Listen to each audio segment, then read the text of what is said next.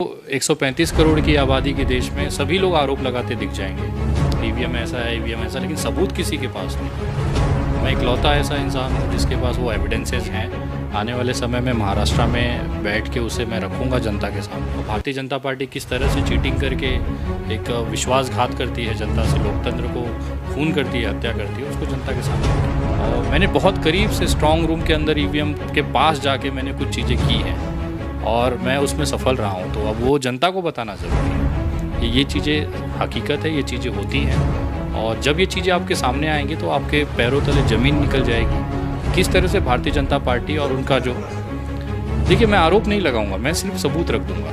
बात आप बोल रहे हैं कि आप पूरी जिम्मेदारी से कह रहे हैं ये बात, कि आप जो बातें कह रही हैं वो बड़ा गंभीर चीज़ है।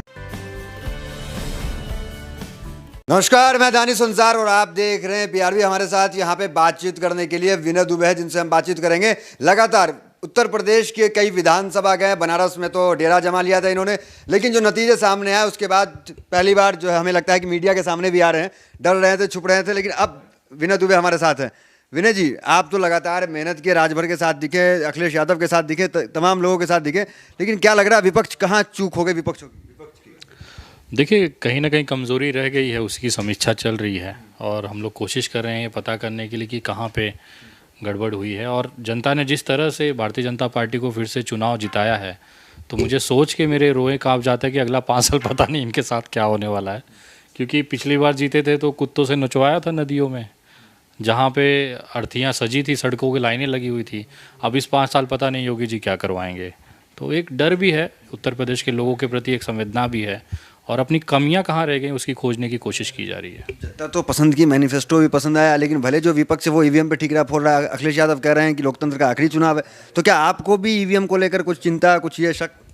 ना, कोई शक चिंता नहीं है, मैं पूरी तरह से श्योर हूँ, क्योंकि कुछ चीज़ें मेरे पास ईवीएम की हैं।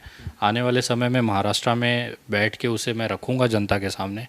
और जो जनता को ये शक है कि ईवीएम को कुछ घोटाला किया गया है, तो एकदम सही है।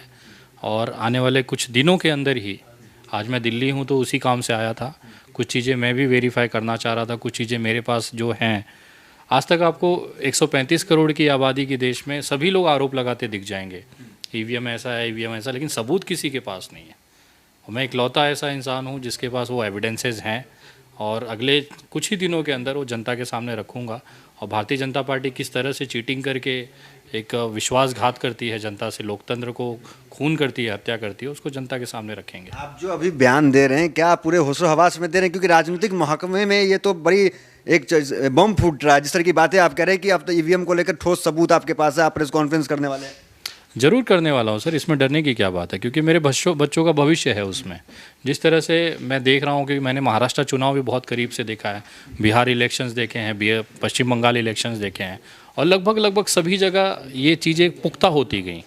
मैं सन 2018-19 में 2 चुनाव मैंने लड़े थे। आपको शायद नहीं जानकारी, बहुत कम लोग जानते हैं। मैंने वो चुनाव सिर्फ ईवीएम को नज़दीक से जानने के लिए लड़ा था, मैं वोटिंग के लिए नहीं लड़ा था।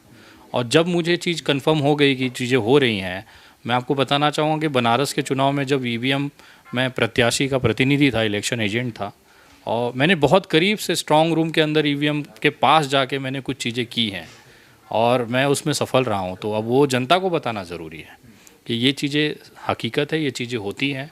और जब ये चीज़ें आपके सामने आएंगी तो आपके पैरों तले ज़मीन निकल जाएगी कि किस तरह से भारतीय जनता पार्टी और उनका जो, देखिए मैं आरोप नहीं लगाऊंगा, मैं सिर्फ सबूत रख दूंगा। बाकी आपको और बाकी जो जनता है उसको तय करना है कि क्या करना चाहते हैं। आप दिल्ली में मौजूद हैं, कह रहे हैं प्रेस कॉन्फ्रेंस करें, तो क्या विपक्ष जो है उनको साथ लेके आ रहे हैं? क्या विपक्ष को तक बातें पहुंचाई हैं आपने पहले प्रेस कॉन्फ्रेंस करने से पहले? देखिए मैं किसी को नहीं जानता हूँ। विपक्ष होंगे, अपने लिए होंगे, मेरे लिए सारे देश के नागरिक हैं। कुछ चीज़ें ऐसी हैं, अगर उनको लगता है विपक्ष को कि ये उनके काम की चीज़ है या इससे जनता में एक धोखा दिया जा रहा है, क्योंकि लगातार सरकारें हराई जा रही हैं। तेजस्वी यादव बिहार के मुख्यमंत्री थे, हम लोग ने ग्राउंड पे उतर के चीज़ों को देखी, वहाँ पे वो चीज़ नहीं हो पाई।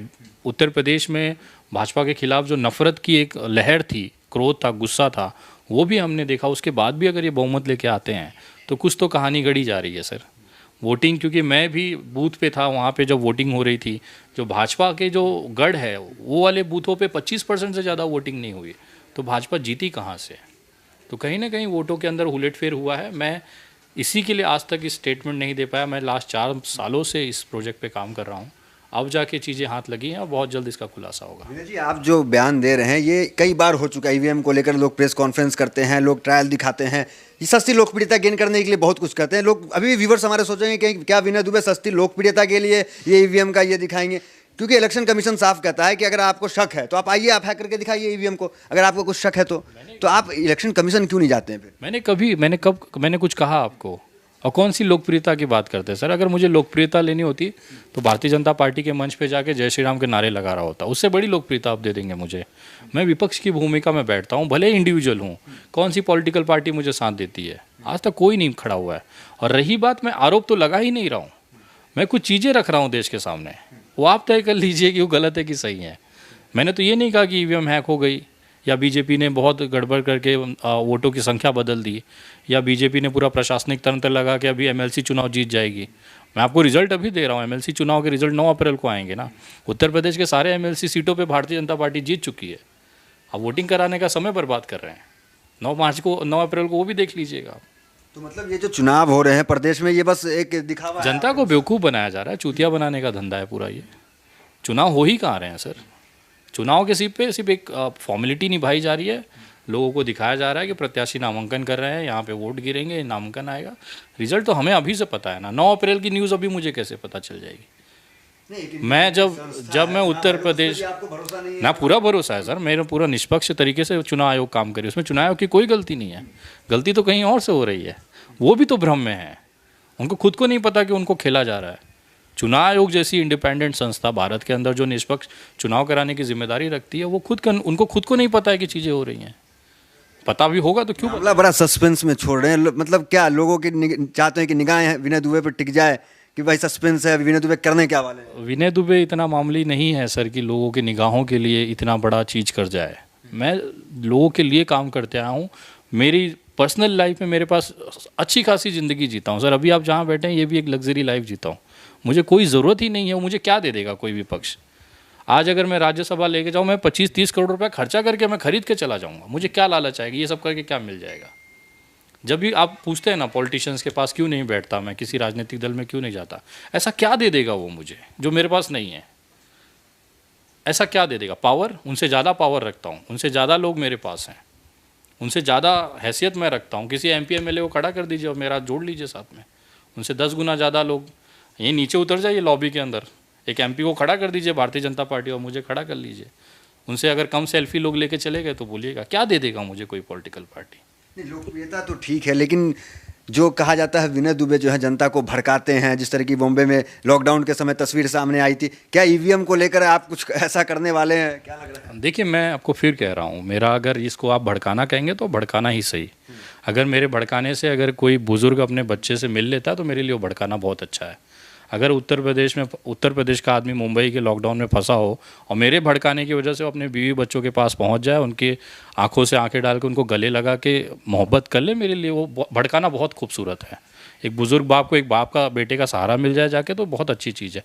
ऐसा ही नेक्स्ट कुछ होने वाला है। मैं भी बहुत बोर फील कर रहा था कि बांद्रा के बाद कुछ हुआ नहीं है यार, चलो कुछ किया जाए। लेकिन अब मुझे लग रहा है कि ये सही समय है, क्योंकि अभी अगर ये नहीं किया गया ना तो आने वाले टाइम में हमारे देश का जो भविष्य है, जो हमारे बच्चों का जो एक्चुअल भविष्य है ना, वो ख़त्म हो जाएगा। ये जो चाहेंगे करवा लेंगे। आपने कभी सोचा है कि 700 किसान मरने के बाद भी ये सरकार के अंदर हिम्मत कहाँ से आती है कि हम किसान बिल पे बात ही नहीं करेंगे? वो अरविंद केजरीवाल जी आज तक के एक चैनल पर वीडियो पे, मतलब लाइव नेशनल चैनल पे कह देता है कि भगवंत मान जी फलाने सीट से 51,000 वोटों से जीत जाएगा। लिख के दे रहा है बंदा। कैसे? इतना कॉन्फिडेंस कहाँ से आता है? आप बोल सकते हो, मैं भी प्रेडिक्ट करता हूँ कि ये सरकार बनेगी, ये आदमी जीतेगा, लेकिन एग्जैक्ट फिगर कैसे दे सकते हो आप? लेकिन उनके भी तो कई लोग हारे हैं ना, वो डिप्टी CM उनके हार गए, बीजेपी वाले, ये आप नहीं सर देखिए, बहुत सारी चीज़ें हैं। कौन हारा है? चलिए आपको इसी बात पे आ जाते हैं। योगी जी जब 1 साल पहले बगावत हुआ था विधानसभा में, उस समय उन्होंने बगावत की थी, अमित शाह जी से नाराज़ थे, सारे लोगों से नाराज़ थे। उनका ये धमकी था कि मेरे पास 60 विधायक हैं, मैं जब चाहूँ सरकार गिरा दूँ। 11 उनके मेन मंत्री, 60 वो MLAs क्यों हार गए इस बार? जो योगी जी का लॉबी या उनकी टीम कही जाती थी। हिंदुत्व का चेहरा संगीत सोम हैट्रिक मारने वाला था, वो हार जाएगा। बाकी छोड़ दीजिए, मतलब हराया गया आपके अनुसार? मैं बता रहा हूँ बहुत सारी चीज़ें हैं सर, मैं आपको सिर्फ उदाहरण दे रहा हूँ, हिंट दे रहा हूँ कि अगर आप समझना चाहें तो समझ सकते हैं। योगी जी की जो खुद की संगठन है हिंदू युवा वाहिनी, उसका प्रदेश अध्यक्ष वो चुनाव हार जाता है, कैसे पॉसिबल है ये?